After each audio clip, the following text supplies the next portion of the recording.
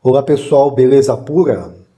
Nesse vídeo daremos continuidade e será o último vídeo sobre a montagem do nosso QDC monofásico. Em breve terá no canal também QDC bifásico e trifásico. Então, se você gosta desse tipo de assunto, se inscreva no canal e, se gostar do vídeo, curte e compartilhe. Vamos lá então?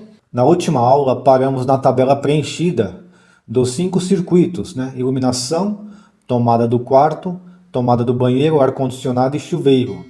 Verificamos as duas condições de acordo com a norma para o dimensionamento do disjuntor do chuveiro, estando ok. Portanto, então agora vamos para o dimensionamento do ramal principal do QDC. Conforme visto nas outras aulas, temos uma carga total considerada de 8.200 VA. Conforme vemos na tabela, o total da potência demandada é de 7.900 VA. Isso é potência demandada.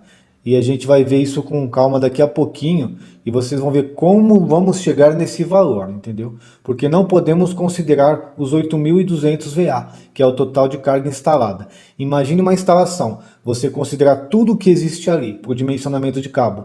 A bitola do cabo ficaria muito grande. Então a gente aplica um cálculo para baixar um pouco essa potência e conseguir uma bitola menor de acordo com a utilização da instalação. Para baixar a bitola do cabo, utilizamos um fator chamado fator de demanda. Verificando na tabela, o circuito 1, temos um fator de demanda de 0,8. Do circuito 2 também, do circuito 3 também, e do circuito 4, 1 e do circuito 5, 1. Então a gente aplica esse fator de demanda para conseguir baixar essa potência, consequentemente consegue uma corrente menor e a bitola também, claro. Mas o que é o fator de demanda? Bom, para isso vamos começar pela norma. Item 421, utilização e demanda, potência de alimentação. Vamos ao último item, 42112. Na determinação da potência de alimentação de uma instalação ou parte de uma instalação, devem ser computados os equipamentos de utilização a serem alimentados com suas respectivas potências nominais e, em seguida, consideradas as possibilidades de não simultaneidade. Lembrem-se disso, simultaneidade, não simultaneidade, né? De funcionamento desses equipamentos, bem como capacidade de reserva para futuras ampliações. Muito bem, deve estar um pouco confuso ainda, mas vamos começar a facilitar o entendimento. O fator de demanda FD é o número menor do que 1. E para calcular a potência demandada de uma instalação, utilizamos a seguinte fórmula. No caso, é a potência demandada igual a carga instalada vezes o fator de demanda. Levando em consideração que se o fator de demanda é menor do que 1, aplicando a fórmula citada acima anteriormente, conseguimos diminuir a bitola dos cabos. Assim, chegamos à conclusão que o fator de demanda é um valor aplicado considerando que nem toda a carga será utilizada ao mesmo tempo. Como exemplo, pegamos toda a carga instalada, os 8.200 VA. Encontramos uma corrente de 64,57. Nessa situação, toda a carga está sendo considerada para o dimensionamento do cabo. Teremos nesse caso uma bitola de 25 milímetros com um disjuntor de 80 amperes. Assim, neste caso, ficaria muito mais caro. Na sequência, vamos utilizar o fator de demanda para a determinação da bitola do cabo então. Pegando o circuito 1, temos aí potência demandada igual a carga instalada vezes o fator de demanda. Carga instalada do circuito 1, 300 VA. Vezes o fator de demanda, 0,8, temos, portanto, uma potência demandada de 240 VA. Fazendo os devidos cálculos da potência demandada total, iluminação 240, total de tomadas 960, potência demandada do chuveiro 5.500, potência demandada do ar-condicionado 1.200, total 7.900 VA. Pegamos, portanto, 7.900 dividido por 127, temos uma corrente de 62,20 amperes. Pessoal, apenas uma observação, esses fatores que utilizei é apenas genérico, beleza? Para mostrar somente como funciona o processo. Os fatores que devem ser considerados de acordo com a quantidade e tipos de equipamentos na instalação, isso vocês encontram no manual da concessionária local, beleza? Que nesse caso depende de cada região. E esse manual geralmente tem no site da própria concessionária local. Muito bem, corrente calculada 62,20 amperes para o ramal principal do QDC. Leve em consideração o seguinte, pessoal. O método de instalação vai ser o mesmo. Afinal de contas, está dentro da parede, método B1, e são 2 condutores carregados, pois é fase e neutro apenas, igualzinho os circuitos comuns que a gente calculou anteriormente. Esse quadro é um quadro monofásico, então utiliza apenas uma fase. Então é tudo igual à análise das tabelas, entendeu? Então vamos até a tabela consultar a bitola do cabo que vamos utilizar. Tabela 46, 2 condutores carregados, fase e neutro. Temos a tabela 33 ao lado, método B1 de instalação, condutores isolados ou cabo unipolares em eletroduto de seção circular embutido em alvenaria. Tabela 36, vamos até a coluna B1, número de condutores são 2. Temos, portanto, uma bitola de 16 milímetros para colocar no ramal principal do QDC, visto que de 10 milímetros suporta até 57 amperes, portanto vamos para 16 milímetros, que suporta até 76. Vamos utilizar, no caso, um disjuntor de 63 amperes. Bom, pessoal, vamos verificar agora se a primeira condição é atendida, de acordo com o disjuntor de 63 amperes. Temos aí que a corrente nominal de 63 ela é maior que a corrente de projeto de 62,20 amperes. Beleza. E é menor que 76 amperes, que é a corrente máxima que o condutor de 16 milímetros suporta. Primeira condição, ok. Quanto à segunda condição, temos que 91,35 é menor que 110,20, então também está de acordo. Eu não vou ficar especificando o que é o I2, esse 1,45 vezes Z, porque isso já foi falado. Essa é a quinta aula, tá? Então tem que voltar aí, pegar do começo e ir seguindo as aulas para poder entender o que realmente está acontecendo nessa aula, né? Tá bom? Na tela temos a tabela dos disjuntores terminais na parte superior, já vimos inclusive, e na parte de baixo temos a tabela do ramal principal preenchida aí, considerando todas as informações, no caso a potência instalada, 8.200, potência demandada, 7.900, tensão 127, uma fase, corrente de projeto 62,20, o fator de agrupamento é 1, então acabou não aplicando, a corrente corrigida é a mesma, já que não tem fator de agrupamento, disjuntor geral de 63, IDR de 63 amperes, corrente de fuga de 30 mA e os cabos de 16 milímetros. Vamos partir agora para a especificação dos componentes dentro do QDC.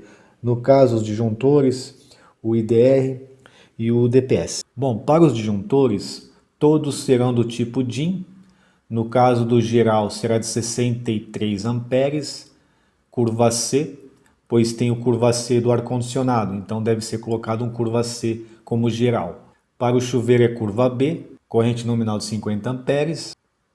Para o ar-condicionado 16 amperes, curva C. Para a iluminação 10 amperes, curva B.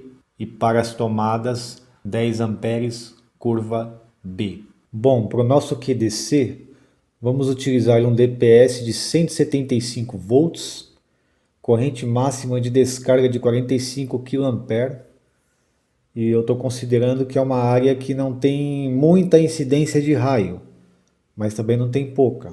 Vamos dizer que é mediana, numa região que tem poucos prédios e para-raio, mas ainda tem alguma coisa, né?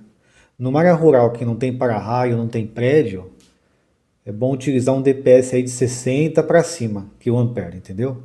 No caso da tensão entre fase e neutro 220 volts, utilizamos DPS de 275 volts. Se a rede for 380 volts, utilizamos DPS de 460 volts. Quanto ao IDR, deve ser de 63 amperes bipolar corrente de fuga de 30 mA. No esquema de ligação, pelo diagrama, nota-se que o mesmo está em série com o DPS. Logo, o IDR deve possuir corrente de surto de no mínimo 3 kA.